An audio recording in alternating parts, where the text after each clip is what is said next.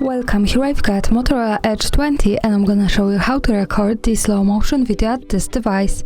So let's start by tapping on the camera button to open it, and for now we are on standard photo mode. Let's change it by using this settings bar and just simply going to the right. Here we get access to more modes of this camera. We can pick between photo and the video, so let's focus on video. Now we can find the slow motion video, so let's pick it. Here we are. We can start recording this type of video in standard way. We can also tap to this button from the right to turn on super slow motion.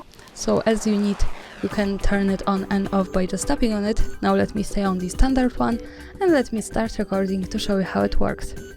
So let me give more space to my camera.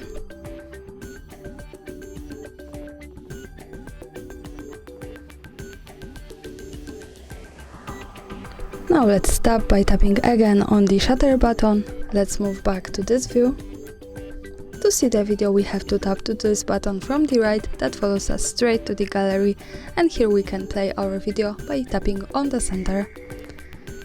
And as you can see, this is how the slow motion video looks like at this device. Thanks for watching, subscribe our channel and leave the thumbs up.